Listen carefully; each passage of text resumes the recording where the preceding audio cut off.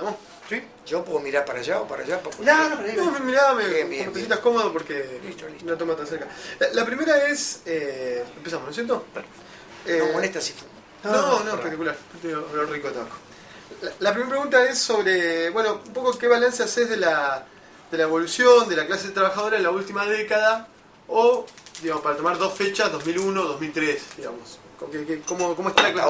Hasta ahora. Bueno, todos los que vivimos en este país sabemos de que el movimiento sindical argentino es una organización muy fuerte que tiene más de 100 años de historia y que se ha logrado en la historia argentina encontrar un lugar importante luego de muchas vicisitudes a partir de 1944, 45, 46. Entonces, cuando estamos hablando del movimiento sindical en Argentina, estamos hablando de una institución que tiene una gran incidencia en la sustentación del Estado y en la garantía para que las políticas económicas sean exitosas, en tanto se respeten los derechos de los trabajadores y de sus organizaciones. Entonces, el movimiento sindical en este país ha sido siempre una institución cuestionada también por los sectores de las viejas derechas conservadoras, que no terminan de aceptar esta realidad histórica que tenemos en Argentina. En la última década, el movimiento sindical ha comenzado a tener un papel muy importante en la vida del país, y esta importancia comenzó a verse clara en la crisis del año 2001, crisis global, económica, política, social y cultural, que puso a este país al borde de una guerra civil o de un gran desorden político y social en la Argentina.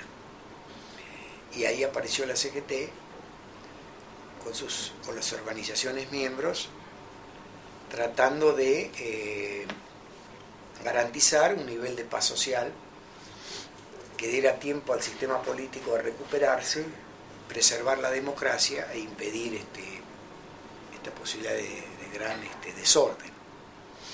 Entonces, en primer lugar, el movimiento sindical en la Argentina ha vuelto a ser muy importante a partir del rol que ha jugado históricamente, parecido al que jugó a su manera en los años 44-45.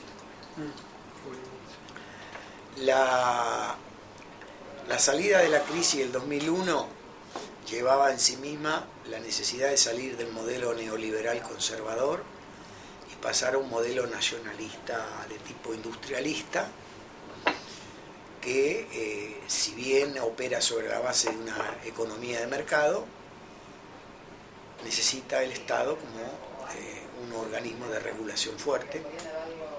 Tal cosa empezó a verse clara a partir de las elecciones del año 2003, que hacen posible el triunfo del kirchnerismo en Argentina, y se da inicio desde arriba, desde el aparato estatal, a un proceso de restablecimiento de estos principios básicos que son nacionalismo, industrialización y rol, dirigente del aparato estatal. En este cuadro, el movimiento sindical, que ha jugado este papel importante en el 2001, que también ha apoyado ya al kirchnerismo en las elecciones del 2003, aunque todavía en un contexto de indefiniciones, pase a jugar un papel muy importante, especial a partir del 2004, cuando se pone en marcha un proceso tendiente a recolocar en el centro del sistema político e institucional una institución de suma importancia como es la negociación colectiva. la negociación colectiva suponía la convocatoria a los empresarios, a los sindicatos y al Estado para discutir esencialmente las condiciones de trabajo. Pero se llegó a este proceso de convocatoria después de un proceso de mejoramiento del salario mínimo, ¿no es cierto?, de un proceso de abrir negociaciones acotadas a las empresas,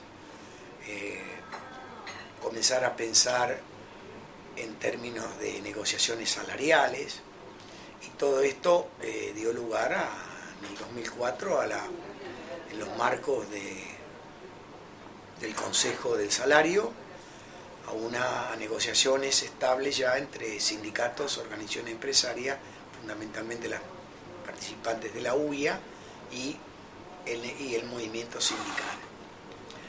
Entonces, como era de prever, esto colocó nuevamente al movimiento sindical en el centro de la escena política, pero con un gran consenso en la sociedad. ¿Por qué?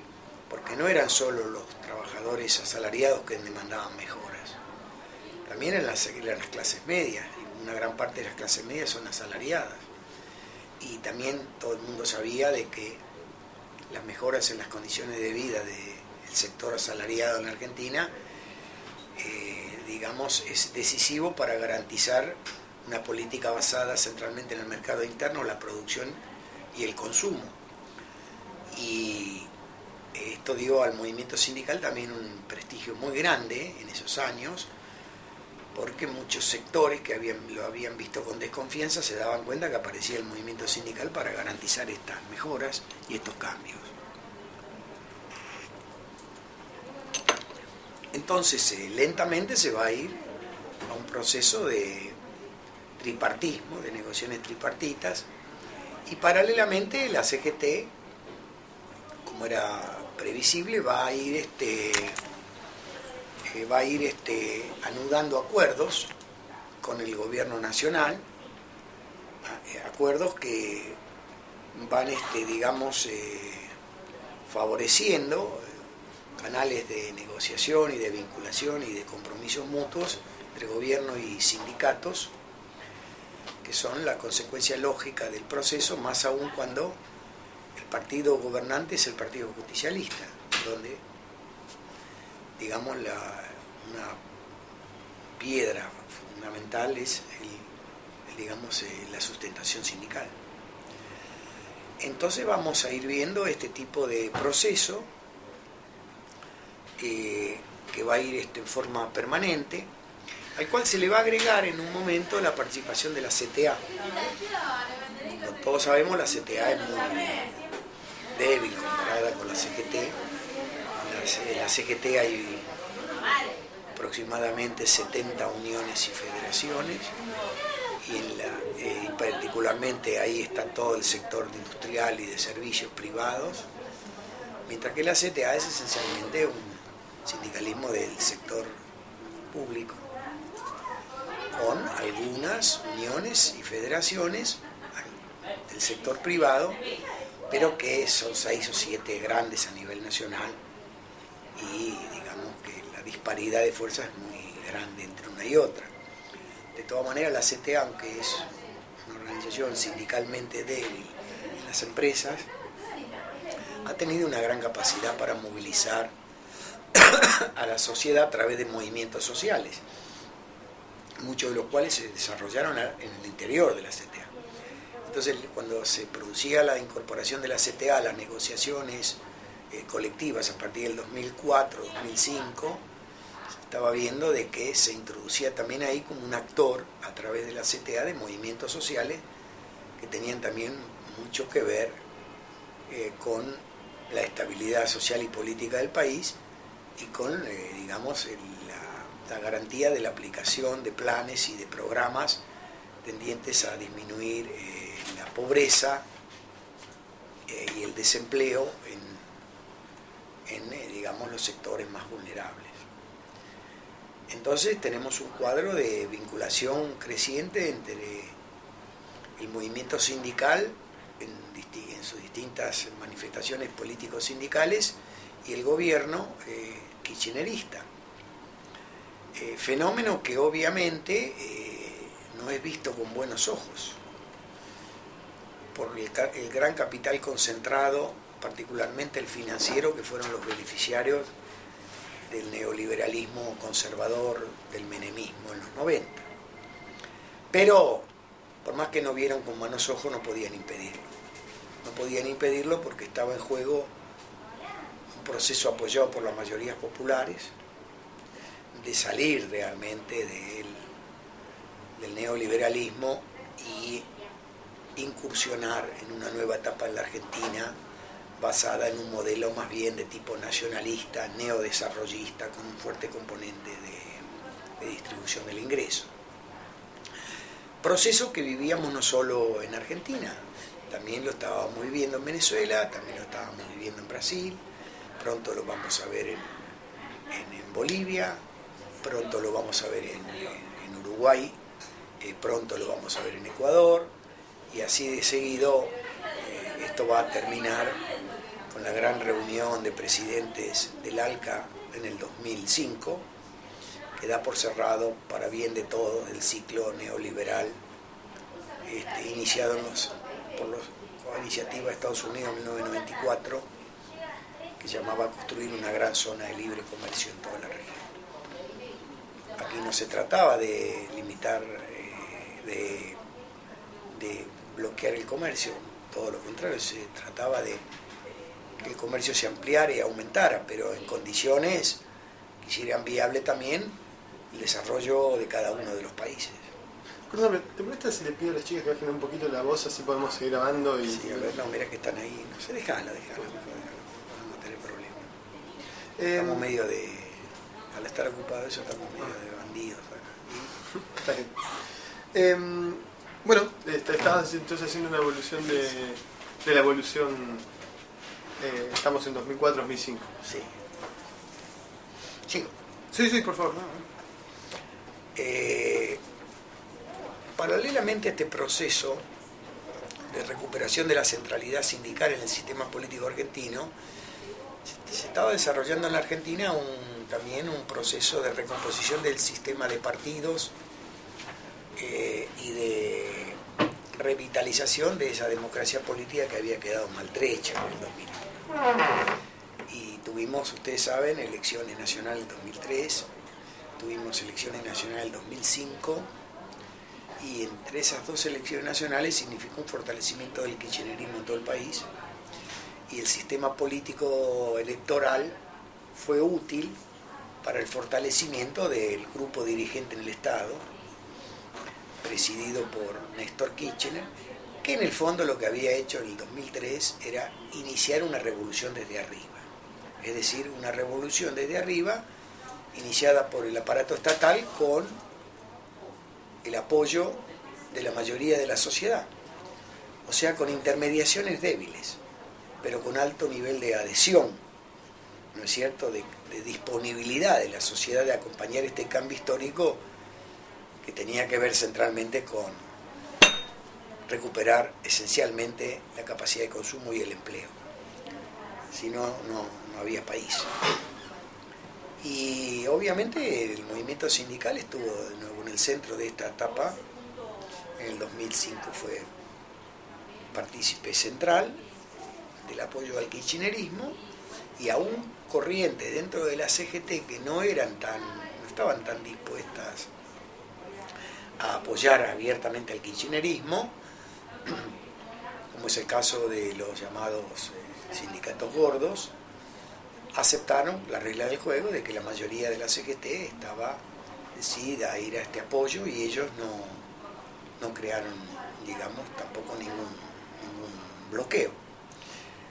Así que la mayoría del movimiento sindical fue allí.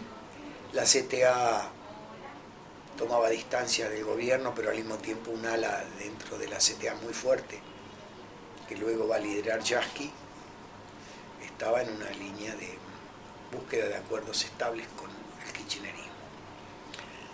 Así que este proceso ha sido un proceso realmente de revival del movimiento sindical argentino, un proceso que es irreversible, aun cuando sectores de la oposición quisieran utilizarlo al movimiento sindical como ariete contra el kirchnerismo. Tal perspectiva es inviable. El país siguió recuperando sus niveles de producción, el país pudo enfrentar la deuda externa, el país pudo mejorar los programas sociales, la tasa de empleo aumentó, teniendo en cuenta los niveles que habíamos llegado de desempleo masivo en los años 2001-2002.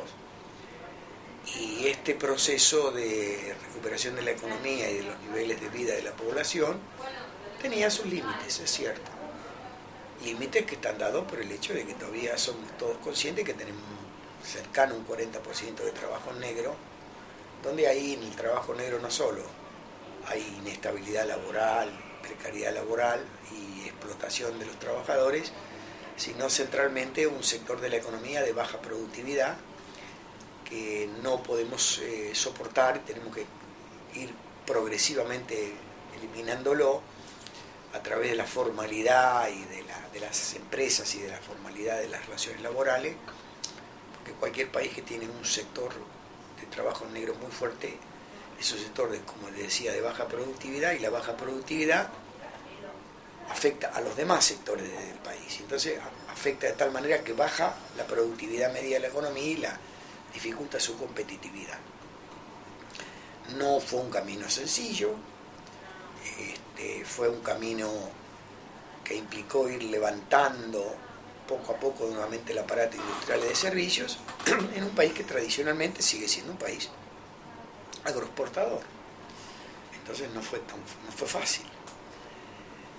Sin embargo, la mayoría del pueblo siguió convencido de que era el único camino, y eso permitió el triunfo electoral aplastante de Cristina Fernández de Kirchner en las elecciones de 2007.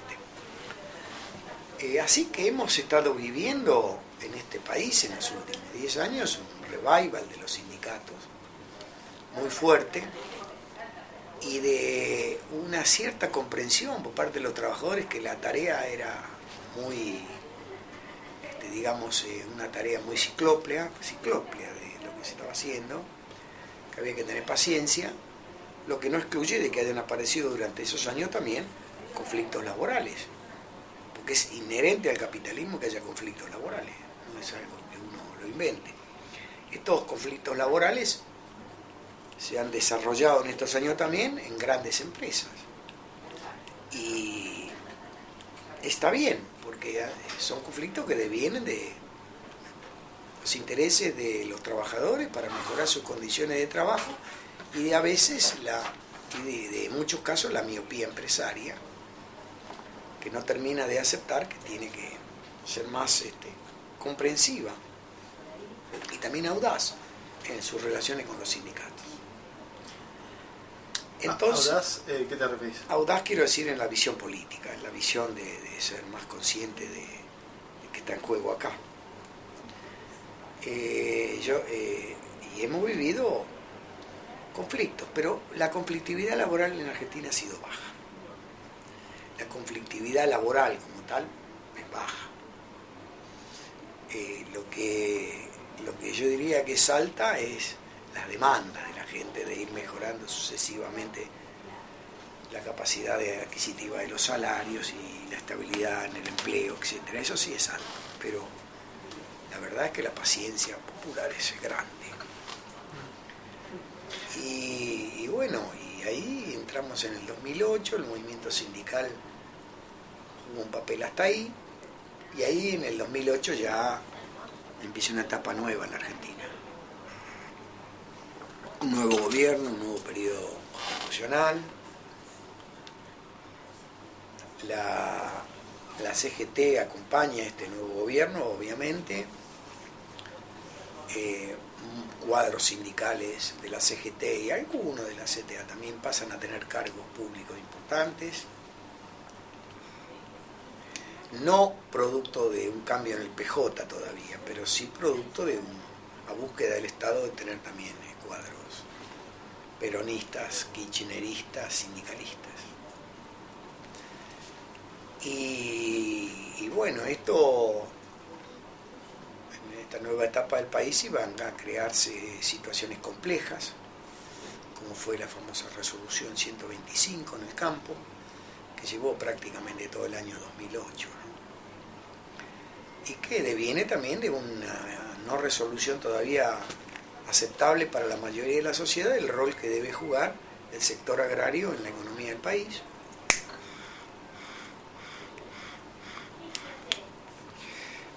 Hubo intentos del gobierno muy interesantes de abrir lo que llamaban las negociaciones sectoriales tripartitas por sectores, que hubiera sido muy interesante haberlo logrado, pero fue difícil en ese contexto de polarización, porque permitía debatir condiciones de trabajo, metas comunes para las empresas de productividad, distribución de ingresos, etcétera, por sectores.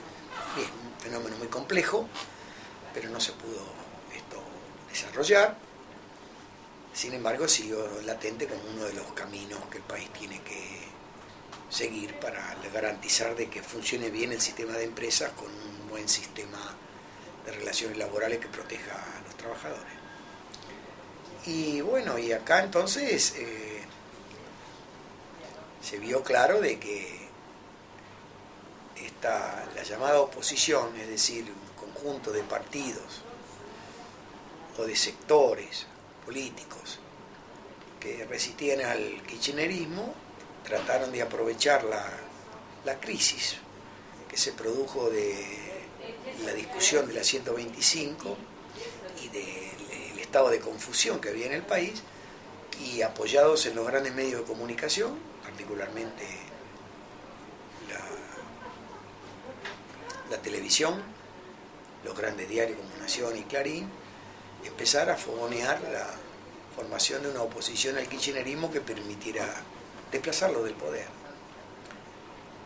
Claro, como es difícil en la historia construir un frente opositor a partir de retazos del pasado, estas viejas fuerzas en el fondo fueron las responsables del 2001,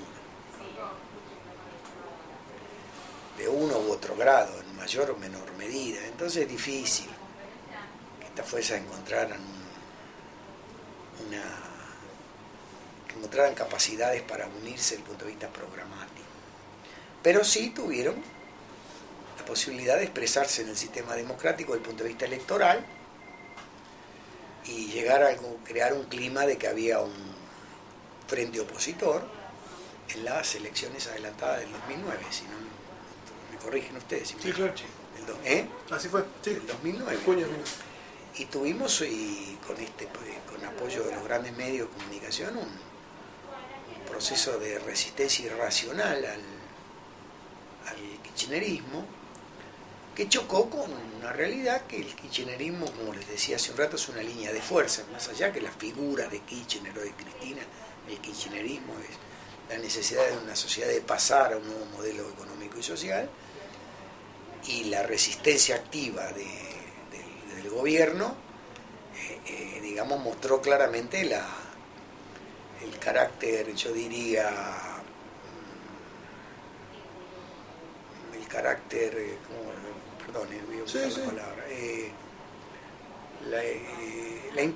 mostró la imposibilidad que tenía esta oposición de construir realmente ideas movilizadoras del pueblo con viabilidad. Y se fue diluyendo el resultado electoral del 2009, lo que no quiere decir de que no se hubieran producido cambios muy sustantivos en algunas instituciones del Estado, por ejemplo en la Cámara de Diputados y Senadores, donde esta Cámara de Diputados y Senadores, que acompañó todo el kirchnerismo, mayoritariamente pro-Kirchner, empezó de golpe a verse tensionada por un cambio en la correlación de fuerzas internas en favor de la oposición. Y era previsible pensar de que la derecha iba a tratar de crear a partir de esto una especie de dualidad de poderes, con dos polos centralmente, no los únicos, pero centralmente el Congreso y el versus Poder Ejecutivo.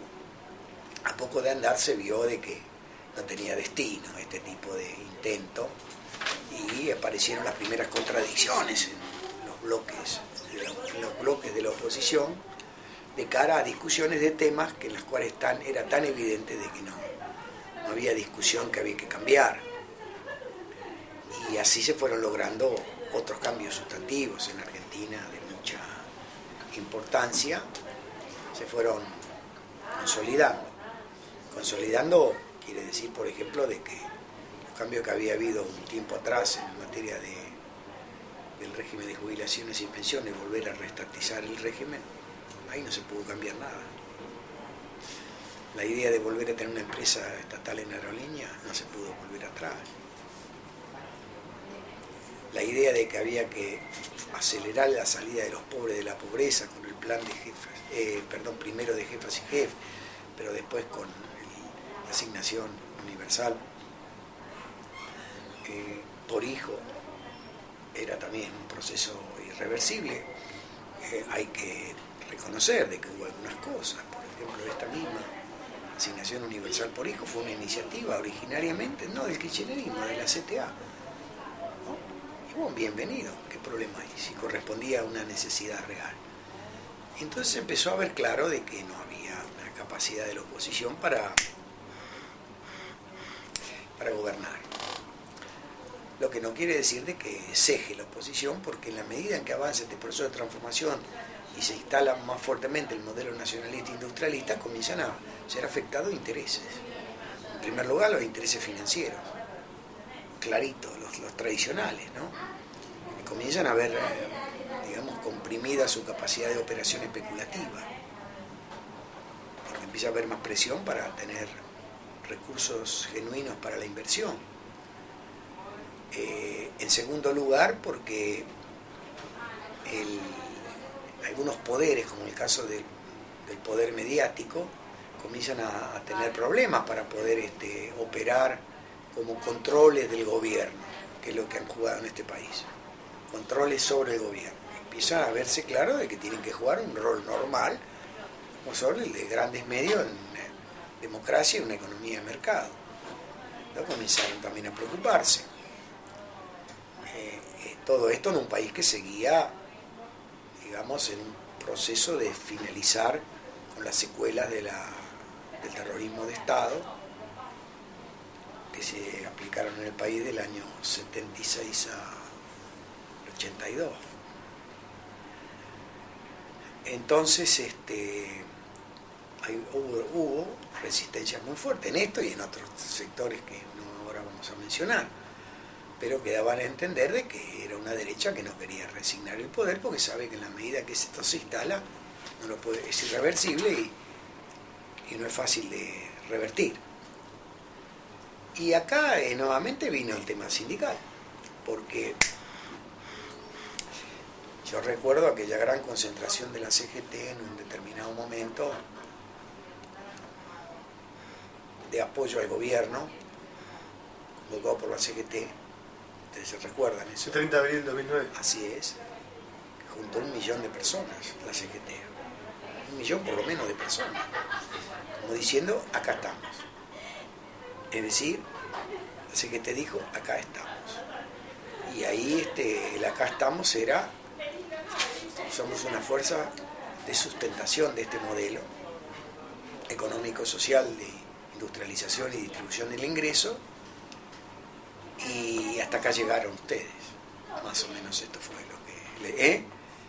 lo que se dijo en un país que evidentemente iba a entrar a estos conflictos políticos a desarrollarse.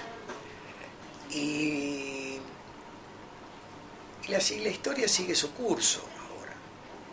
Un curso más complejo en un sentido, pero más interesante en otro. Probablemente tengamos ahora, al final de esta historia, un modelo económico más solidificado, tengamos un distinto funcionamiento entre los poderes del Estado, con una mayor importancia de la Cámara de Diputados y las cámaras de diputados y senadores.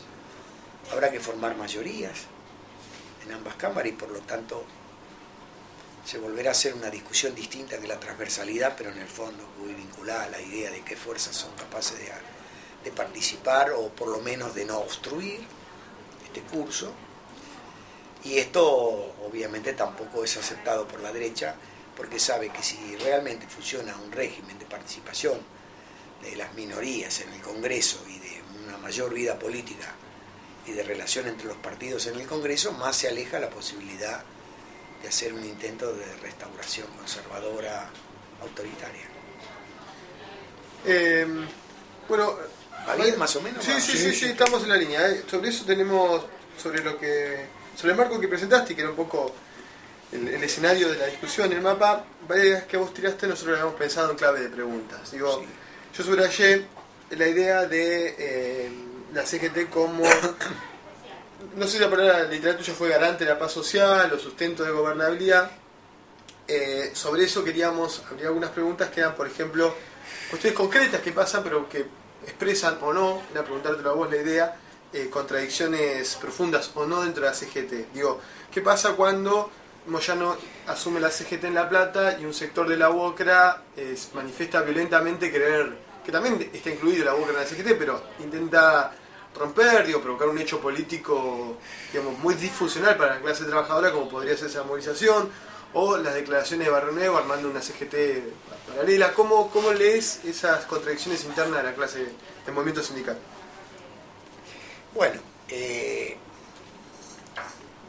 el movimiento sindical no es un todo homogéneo,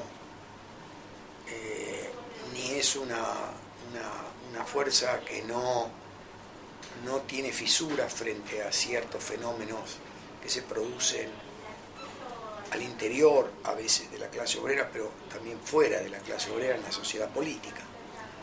Entonces el hecho de que la CGT, decíamos esto vinculado antes, yo hablé algo de eso, de los llamados gordos, en la CGT también hay sectores que no muestran una capacidad, una disposición de ir al apoyo sostenido, como es el caso del moyanismo.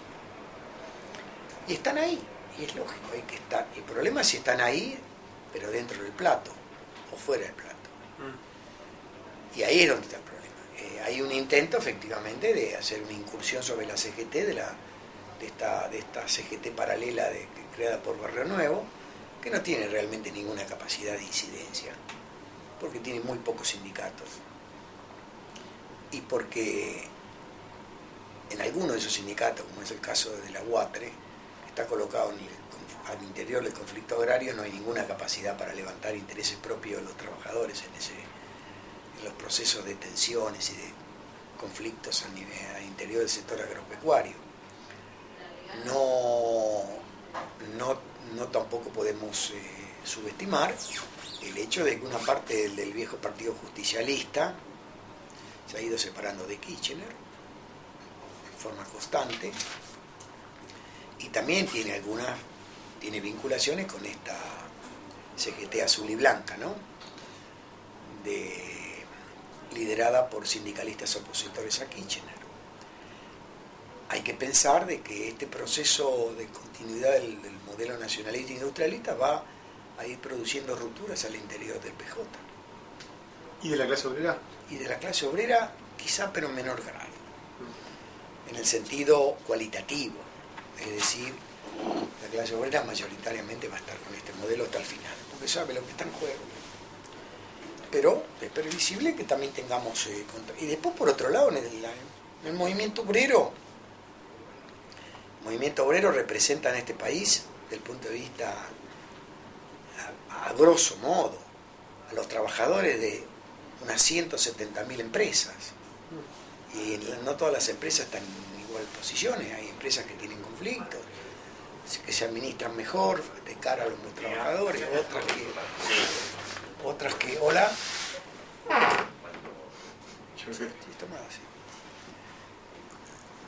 Otras que se administran bien. Perdón, voy a retomar. Si querés, sí, claro. Que bueno, ahí está claro que hay empresas que están en situaciones no similares. Hay empresas donde hay conflictos laborales más fuertes. Hay empresas donde hay un retraso de la empresa de entender su relación con los sindicatos. Pero son casos aislados. En algunos casos son empresas importantes. Pero bueno, habrá que verlo. Hay también, atención, hay también conflictos al interior de las uniones y de las federaciones. Hay conflictos, por ejemplo, en el sindicato del subte. Claro. Y hay un cuerpo delegado que está pidiendo ahí una mayor presencia, pero la mayor presencia está bien, pero romper una unión a costa de la presencia no es aceptable tampoco, porque es retrotraer al movimiento obrero a formas de organización previas, no solo al peronismo, previas a los años 40, donde estaban las uniones y las federaciones como el gran centro matriz de concentración de los trabajadores. Pero hay derecho de los trabajadores del subte a tener garantías en cuanto a trabajadores del subte, que es una empresa. Bueno, hay que discutir cómo, pero discutir para fortalecer la unión y las federaciones, no para volver para atrás. Preguntita específica sobre eso. Digo, a ver si te entendí. El sindicato por empresa es un retroceso a el sindicato por rama. Sí, claro. En esa clave. Sí, es un gran retroceso. Bien. Porque el sindicato de empresa, no es para una charla muy larga, Claro. pero los sindicatos de empresas surgieron antes que las uniones y federaciones y expresaban ya ciertas empresas grandes que empezaban a perfilarse en la Argentina, pero que después esas empresas se van a ir asociando o se van a ir comunicando, y en gran parte a través de los trabajadores, dando lugar, en el caso sindical, a uniones y federaciones. Entonces, querer volver a imponer un sindicato de empresa donde ya hay una unión o una federación es inviable desde el punto de vista histórico, lo que no quiere decir que no pueda haber intereses de los trabajadores de una determinada empresa de exigir mayor participación para la salud de la misma unión. No sé si está claro. Claro, La sí. discusión. Sí, sí. Seguimos avanzando un poquito. La idea de, vos recién decías, hay 40% de trabajadores en negro. ¿Cuál es la realidad de las tasas de afiliaciones? ¿Cuál es la representatividad real del movimiento sindical? ¿Cuál es la discapacidad o no que tiene para incluir a los sectores en negro o otro tipo de representación? ¿Por qué la CTA sí puede construir esos puentes que la CGT no? ¿Cómo abordás eso vos? A ver, incorporar el trabajo en negro a la vida sindical no es fácil. Los sindicatos se han organizado sobre la base de trabajadores ocupados, y sobre la base de los trabajadores ocupados han ido desarrollando instituciones que permiten la estabilidad laboral y la vida sindical en las empresas. En la Argentina hay 10 millones de trabajadores asalariados. De esos 10 millones, 6 millones están protegidos por la legislación laboral, es decir, son sujetos de la negociación colectiva. De esos 6 millones de trabajadores asalariados, los sindicalizados son aproximadamente 4 millones. Alta, una alta tasa. Claro. Entonces acá tenemos una gran masa de trabajadores sindicalizados. Están organizados en uniones y federaciones. Pedirles a los sindicatos estos de que hagan un esfuerzo para incorporar el trabajo negro es una petición correcta, pero no se puede hacer solo a través del sindicato. Tiene que hacer a través de la política del Estado, como es el caso de la lucha contra el trabajo negro desde el punto de vista oficial, o también exigiéndole a los empresarios de que abandonen las prácticas del trabajo negro. O sea que es un fenómeno, yo diría, complejo. Tripartito. Tripartito, para decirlo en buen sentido, en un uso original. Y acá surge, objetivamente, el problema de que estos sindicatos que tienen trabajadores en negro tienen muchas dificultades también para crear organizaciones sindicales normales porque los echan. Entonces no es fácil, estamos hablando de un fenómeno, los echan los empresarios, un fenómeno complejo.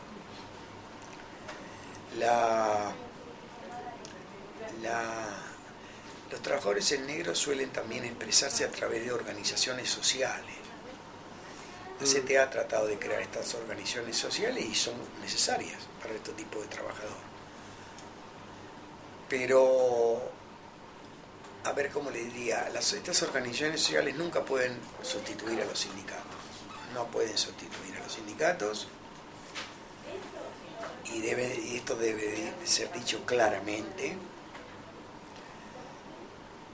Y los sindicatos hay que entender que sus prioridades están sobre la base los trabajadores ocupados registrados tienen toda puesta su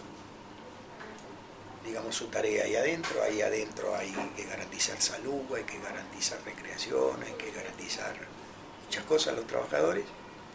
No es tan fácil pedirle algo más, porque los trabajadores no son, se diría, santos, son seres de carne y hueso.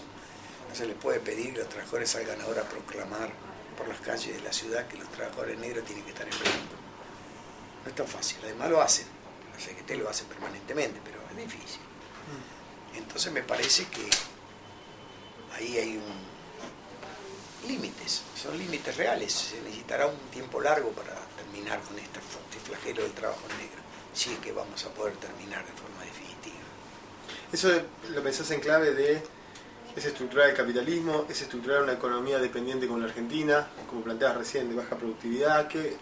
Centralmente es consustancial a un capitalismo poco desarrollado, o un capitalismo, digamos, como diría, un capitalismo muy constreñido por el peso del capital financiero, como es el caso nuestro, que en el pasado permitió una tasa sindicalización mucho más grande, permitió proceso de estabilidad laboral masivo, todas estas cosas que no es ahora tan fácil.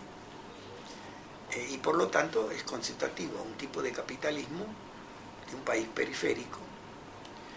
Y cuando decimos un país periférico no estamos hablando solamente de los países del tercer mundo, hay también periferia en Europa. Hay países en Europa con un peso enorme del trabajo negro, particularmente los países del este. Claro.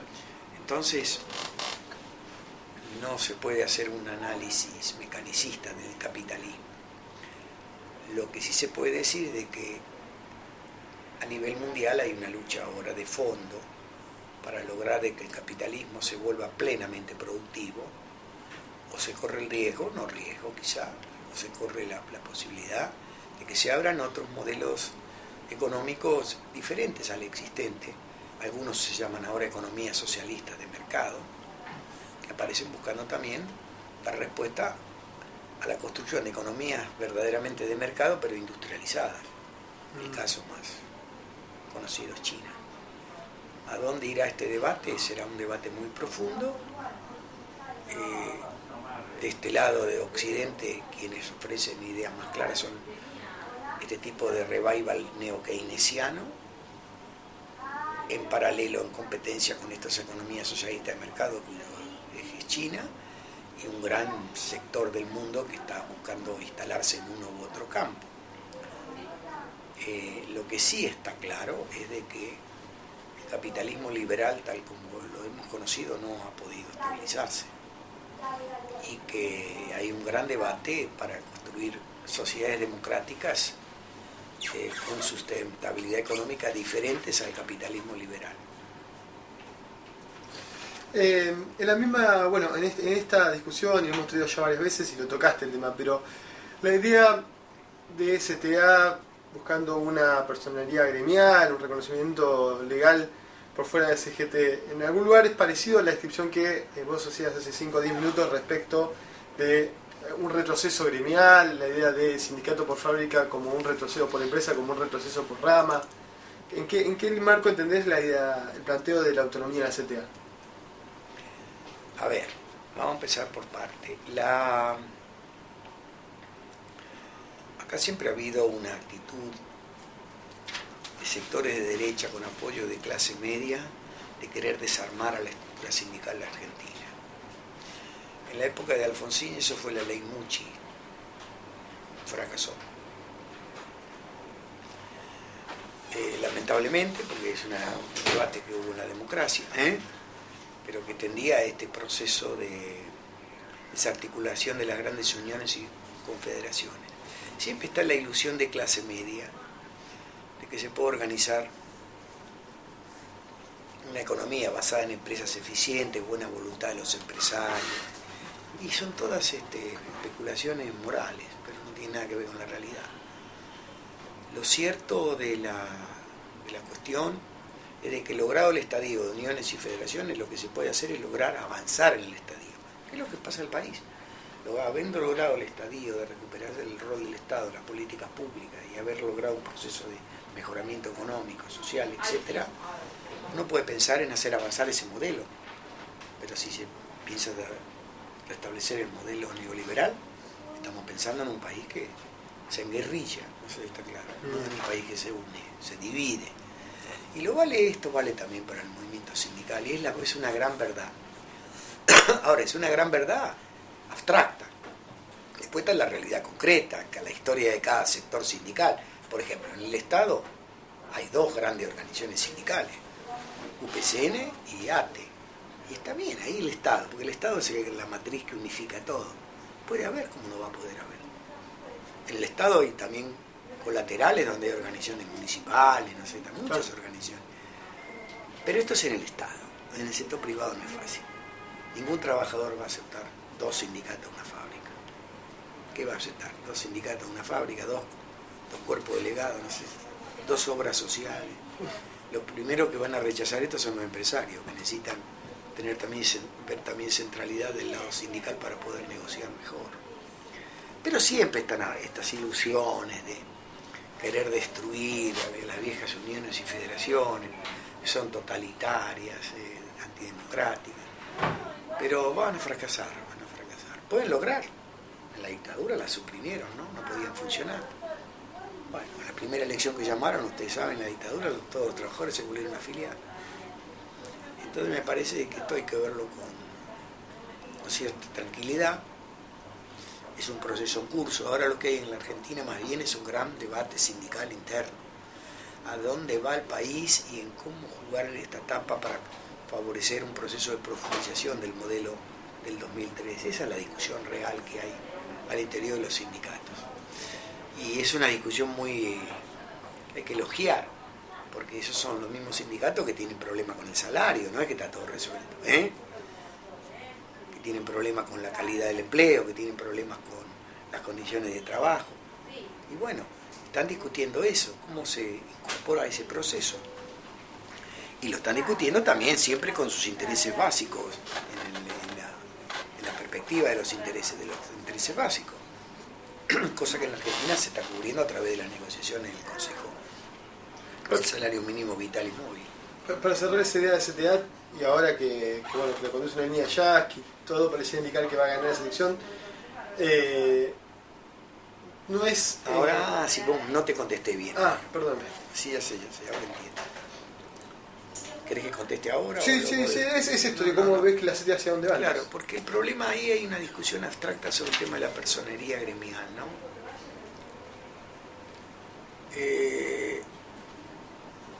En todos los países del mundo se aplica el principio de mayor representatividad para que el sindicato participe en las negociaciones colectivas, por rama, por sector o por empresa. Esto quiere decir de que este principio de mayor representatividad es la base del concepto, en el fondo, de personería gremial. Entonces, en Argentina hay toda una arquitectura por la cual el movimiento sindical ha logrado un nivel de centralidad que no puede retroceder. A costa, si retrocediese, sería a costa de los intereses de los trabajadores. La CTA es consciente de esto. El gobierno le ha dado a la CTA un nivel de reconocimiento más elevado del que debería tener. La ha incorporado al salario mínimo, siendo una organización que yo, como le digo, representa 6, 7 grandes uniones y federaciones. Y la ha aceptado en paridad con nosotros. En paridad quiero decir capacidad política con la CGT. Entonces a mí me parece de que esa discusión abstracta sobre el reconocimiento de la CTA entra en colisión con el hecho tan evidente de que del otro lado está el 70% y de este lado está ni el 30, el 20 y pico, ¿no? por ciento de los trabajadores sindicalizados, que en realidad se convierte en un momento en una discusión, yo diría, sin sustentabilidad, no se vuelve no tiene sustentabilidad. Esto no quiere decir de que no pueden aparecer formas de organización sindical paralelas, puede ocurrir, por una crisis aparezcan, sí. Esto no quiere decir de que no hay que defender los derechos de los delegados. Lo central son los derechos de los delegados. En el fondo, esta es la base de todo. ¿Por qué? Porque si nosotros logramos tener cuerpos de delegados y comisiones internas, ¿no?, que permitan que también participen delegados que tengan otras ideologías no comunes a las actuales, está bien, porque se va a debatir en los órganos de base de los trabajadores. Al no permitir, no lograrse eso, sí, entonces se comprende luchas, como por ejemplo la del subte. Porque como yo hace un momento defendí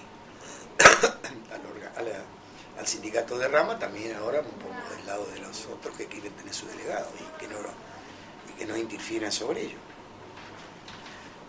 Y entonces esto también yo tengo que defenderlo, aun siempre con el criterio de que el sindicato que se llame de empresa o el cuerpo delegado, lo que sea, no interfiera en el debilitamiento del sindicato de rama. Que en este caso el sindicato de automotores, de la automotriz, UTA, claro. de la UTA, de transporte, perdón, UTA, vamos a dejar claro que si no aparece ahí. Bueno. Sí, pero como un poco cerrando y no robarte mucho tiempo, la verdad, Sí. Interesantísimo.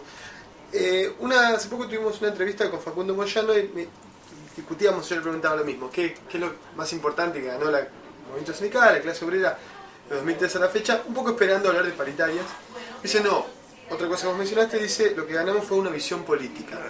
Digo, el acto del 30 de abril, el acto de la Juventud Sindical de Luna Park de Facundo Moyano acá atrás, Mariano Recalde, que es un compañero muy asociado, el estudio de su padre, digamos, al movimiento obrero y lo que es el moyanismo.